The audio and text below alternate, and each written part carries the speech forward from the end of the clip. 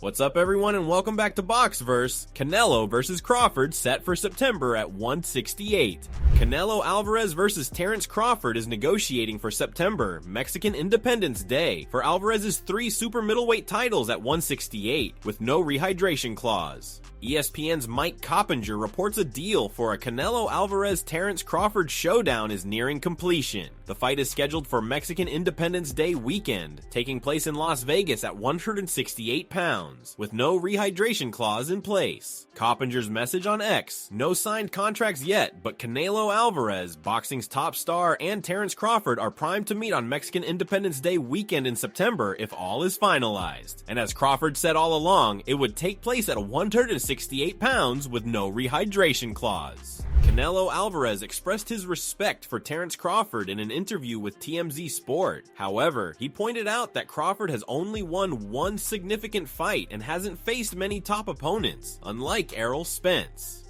Are you tired of people asking you about Terence yet? No, look, I always say, I respect Terence Crawford. He's a very talented fighter, but he just win one big fight. If you see his record, he just beat one good fighter like Errol Spence is. Yes. But other than that, I don't think he's beating other great fighter like Spence. He did a really good job with Spence. He did almost look very easy. But I knew Terence Crawford is a great fighter. But you never know in boxing.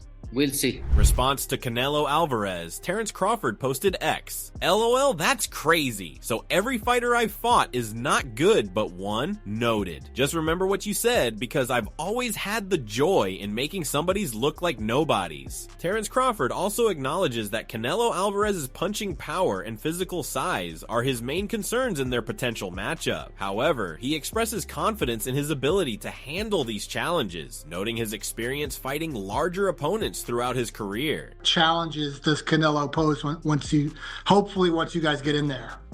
I don't know. I just think, his punching power and his physical size is the only thing that I really have to worry about. But who knows? Once we get in the ring, we don't know how I'll handle his punching power, his size. I've been fighting bigger guys my whole life, so I'm pretty familiar with. Next on, Teofimo Lopez confirms Richardson Hitchins and then boot Ennis. Teofimo Lopez, the WBO 140 LB champion, is in talks to unify titles against IBF light welterweight champion Richardson Hitchins. That Boots fight, how close are we to it? The only thing now is just us winning our next fights. Yeah. That's it. That's as close as it's going to get until then. So you're having a fight before the Boots fight? Yes, I am. At 140 or 47? At 140, and then we go to 47. Okay. Yeah. Do you know who it's going to be? Is it singled down to someone? Well, we're talking right now, Richardson Hitchins. We're going to unify. Oh, no way. Yeah.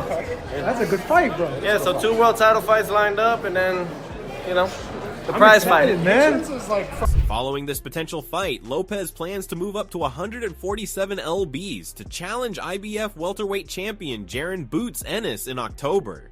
We got a 3-fight deal that has yet to be disclosed, but we look forward to announcing it very soon to you guys. Yeah, Turki mentioned you in a tweet that he hopes that you're gonna face Boots. Yes. And then the winner faces maybe the winner of Ryan and Devin.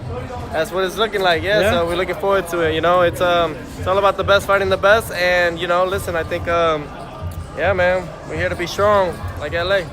Teofimo Lopez has publicly criticized Top Rank, his promotional company, for canceling his upcoming fight against Matthias, citing mismanagement and lack of promotion support as significant factors in the fight's cancellation. Because if they wanted to promote it in the West Coast, if he's Puerto Rican, shouldn't he be in the East Coast in New York? And then secondly, it was on pay-per-view. I'm not fine with pay-per-view if it's not with the right dance partner. Listen, if Gabriel Matias was really worthy of that type of competition, then Matchroom, Eddie Hearn would have still kept him, right? Knock him out, Teofimo. Damn right, you know it. Knock him out, whoever. And it's a business, and I want to play business this year. That's all it is. I want to make the right deals and the right things that I know that is worth a lot of stuff for my son and for everything else. He may have highlighted specific issues such as contract negotiations, promotional strategies, or other logistical challenges that contributed to the fight falling through. They want to distinguish my pay-per-view and my sales. They want to do a big arena, T-Mobile Arena. That's not going to sell in the West Coast against a Puerto Rican. And Top Rank doesn't have the right stars. And I'm sorry for the right stablemates, but there's not good stablemates in Top Rank right now. So what am I doing? You know what I'm saying? If it was in New York and if it wasn't on pay-per-view, then that fight would be done. Puerto Rico. So I asked for $3.5 million guaranteed as an insurance policy. If you're gonna do that, because it's gonna lower my stock in pay-per-view, 55, 65,000 maybe. They didn't even believe it'll pass that 100,000 threshold. So why are we doing it on pay-per-view? That's from Bob Arum himself, the chairman. If you go on Boxing Scene, he said that it's not pay-per-view worthy. So why are we still making the fight pay-per-view? They trying to fuck literally my career. If successful, he could face the winner of the Ryan Garcia versus Devin Haney 2 fight in February 2026. Moving on is Benavidez' warning to Morrell. David Benavidez has vowed to unleash his full fury on David Morrell. Benavidez is highly confident in his victory, predicting that the punishment he inflicts will force Morrell to contemplate retirement. I don't even think he's gonna fight after this fight. He's probably gonna retire because I'm gonna go in there, I'm gonna beat the out of him. I'm gonna make an example out of him for the rest of the light heavyweight division to see that I'm not playing with nobody. Benavidez, a young fighter, has been criticized for potentially fighting in a division below his body size, a trend seen with Julio Cesar Chavez Jr. His lack of punching power and size make him a liability. He faces Morrell, a similarly big opponent with superior skills and talent, who is a true knockout artist, making his situation unfavorable. David Morrell says he will make it look easy beating David Benavidez. Morrell stated, "Benavidez isn't easy, but I'm going to make it look easy. They are two different things. Every time you come to the gym, work, work, work. It's better to cry here than cry inside the ring at the fight." According to Morrell, he and Benavidez both enjoy applying pressure to their opponents, which entails continuing to attack and denying them air. He said, "That's the problem in this fight. Him and me too, we're both guys who like to pressure. Both guys like to come forward and pressure. Who is more strong? I know it's me." Since Benavidez didn't demonstrate much strength in his most recent fight, he didn't hit hard enough to knock out his opponent. Morrell feels he is stronger than Benavidez. He added, "Everybody says in his last fight he really didn't have the power to knock out some people. He doesn't have nothing. This is my real weight, 175, said Morrell. "Right now, I feel comfortable at this weight." Jose Benavidez, trainer and father of boxer David Benavidez, expressed confidence in his son's abilities ahead of the February 1st fight against David Morrell Jr. He said, "There's levels to boxing. I think David's on a different level. David's super focused, mentally, spiritually, and everything." He emphasized David's focus and motivation, highlighting their goal to face top fighters like Beterbiev and Bivol in the future. He added, "He's so motivated, and at the end of the day, we gotta go through him, David Morrell, to get to the other fighters like Beterbiev, Bivol, and maybe cruiserweight, Zurdo." Moving on as Ryan Garcia confirms May fight against Isaac Cruz. Teofimo Lopez has hinted on social media that he will be the next opponent for Ryan Garcia in a fight scheduled for May, with a contract reportedly signed. Turki AlalShikh posted a picture of Ryan signing a contract on social media today, saying, "The deal is done. The opponent is set. Big news coming soon. Exclusive in the Ring magazine. Let's get boxing great again." Teofimo replied to the post, stating, "Let the games begin." Showbiz the Adult explained why Teofimo Lopez was involved in this match. The plan involves a fight in May, followed by a big rematch in October. On the same card, Teo will face Boots, with the winners and losers set to fight each other in February. Because it seems to be a tournament. It seems as though you're going to have Ryan Garcia versus Aesop Pitbull Cruz, Devin the American Dream Haney versus Ramirez. And then Ryan Garcia, if he gets past Pitbull Cruz and Devin Haney gets past Ramirez, Ryan Garcia versus Devin the American Dream Haney in October for their rematch. After that, the winner fights Teofimo Lopez at 147. So from my understanding, later, Turki AlalShikh confirms through his X post the winners of both the October main event and the Teo versus Boots will then face each other in February 2026. He wrote, "It is easy. Fight in May, then the big rematch in October, and in the same card we will try Teo against Boots, then the winner against the winner and loser against loser in February. Need to discuss with our partners, Top Rank and Matchroom and Golden Boy and PBC." Ryan Garcia said Cruz is an opponent he's wanted to fight for a long time but has never had the chance until now. Cruz is being brought in for a tune-up to prepare Ryan for a rematch against Devin Haney in October in Riyadh. Just another big fight, so I'm ready to do it. I mean, Pitbull's is still a great fighter. He may have lost one time, but, you know, fans love him. He's a big fighter, you know, he's a big fighter, so I'm excited. Next on, Tim Bradley goes off on Turki AlalShikh. Tim Bradley got on his soapbox this week to lecture Turki AlalShikh, telling him that he has done nothing to improve boxing other than making some good fights. Tim feels that once Turki leaves the sport, things will be just as bad as before he arrived. Bradley says he wants Turki to create a commissioner-like person that oversees the sport in the same way as the NFL and NBA. Those leagues have appointed commissioners that oversee the management and path of the teams. Why don't you help us build a union to where the fighters can stand strong and go against their promoter or whatever? Why don't you actually help give us a world boxing council, something that look over the entire? I know they got the WBC, but you know what I mean. Something to oversee like the NFL and the NBA and all that. Give us something like that. You can have a headquarters in America, and you can have a headquarters over there. And they can all work together to bring boxing back together, yo. Bradley said that they really support Turki because they believe he is important for boxing. They think that when Turki leaves, boxing will go back to how it was before, which wasn't very good. Hey, you do stuff like that, then you get my attention. You do stuff like that, then I get behind you. I get behind you, Turki, for real. Because that's what boxing really needs. Because again, when you gone, Turki, if you decide to go, we're gonna be back to square one. You made some great fights, but boxing ain't changed a thing. You ain't changed shit.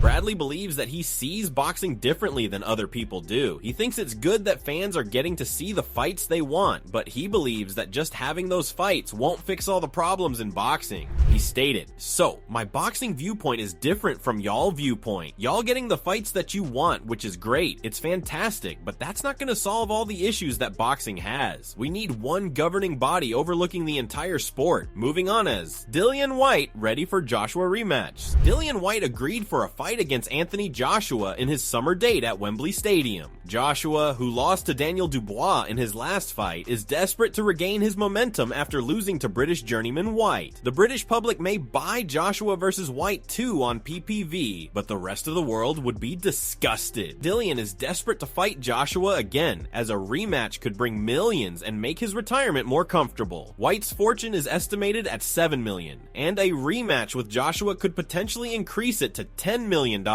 Whyte said in an interview, "Joshua, sounds perfect for me. They don't need to ask me twice. They talk about me as an option, but they haven't said anything to me, so it's just negotiation tactics from them. But I'm up for the fight." He believes that if Joshua wants to fight, all they need to do is reach out to him. Dillian also thinks that Joshua might not be as good as he used to be, but he still wants to fight him and Tyson Fury again, because they both won against him in the past. Dillian added, "If he wants to fight, then all they've got to do is call me. I'm always up for fighting AJ, no problem for me. However, personally, I think he's finished. I want to fight AJ and Tyson again because they both beat me." Eddie Hearn, the promoter for Anthony Joshua, recently shared insights regarding the potential matchup between Joshua and Deontay Wilder. It's a big fight. It's not, honestly, one of the fights that we're targeting, because the only two fights we're targeting is Tyson Fury and the Dubois Parker winner. But if we don't get one of those, we're fighting. And if it's, you know, they asked me the other night, all right, tell me who he could fight. And I just reeled them off, like Deontay Wilder, Martin Bakole, the Kabi Yao Zhang winner. What's another one? Dillian Whyte. I don't know. I mean, I'm just giving you names that he could fight. It's not part of the plan, but, you know, His Excellency said to me the other night, I like Joshua Wilder. And I said, okay. I said, well, if Fury is retired and we don't fight the winner of Dubois Parker for some reason, I don't mind having a look at that fight. I think it's a compelling fight, because any fight where the loser's done, you know, is an interesting fight. Two huge punchers that, you know, are coming off defeats and need to resurrect their career in some respects. So next on, Jaron Ennis versus Eimantas Stanionis for April 12th. Jaron boots Ennis, and Eimantas Stanionis are set to face off in a 147 lb unification fight on April 12th at Boardwalk Hall in Atlantic City, New Jersey. The fight, which could be shown on DAZN and promoted by Eddie Hearn's Matchroom, pitted Ennis's IBF strap against Stanionis' WBA belt. The Ring reports that the match is close to being finalized. The Ring magazine wrote, Jaron boots Ennis versus Eimantas Stanionis is now nearly finalized for a WBA and IBF welterweight world title unification fight on April 12th at Boardwalk Hall in Atlantic City, New Jersey, the Ring has learned.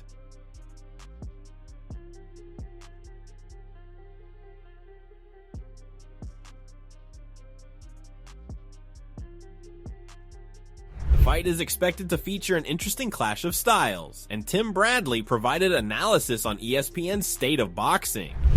Look, it's about time that Boots get in the ring with somebody. I could just tell you that. I mean, he had a plenty of opportunity to get in the ring with guys, many guys, Virgil Ortiz at that, but he chose not to. This has ultimately been his plan to begin with. He wants to unify titles against Stanionis. I see this fight. I just got done watching film, I want to say 4 days ago. It's going to be an exciting fight. Stanionis is a come-forward fighter, very aggressive, throws punches and bunches, can punch hard with either hand, but so can Boots. But the difference is that Stanionis, I don't believe he understands trigonometry. He don't understand angles. He don't understand, you know. Ennis Boots, aspiring to become the undisputed welterweight champion, turned down a controversial money fight against Virgil Ortiz Jr. for Riyadh season in February. Many fans view this as a classic duck, fearing that losing to Ortiz Jr. could ruin his career. Ennis's goal is to collect all 4 belts. The way Boots looked in his last fight against Karen Chikadzeyan on November 9th, it's reasonable to assume his self-confidence is gone. So he will play it safe, using his goal of becoming undisputed at 147 as a foxhole to hide from the risky fights at 154 against Virgil Jr. and the other killers that could end Boots' careers. So that's all from today's video. If you enjoyed it, remember to leave a like, subscribe, and ring that bell icon so you never miss our upcoming videos.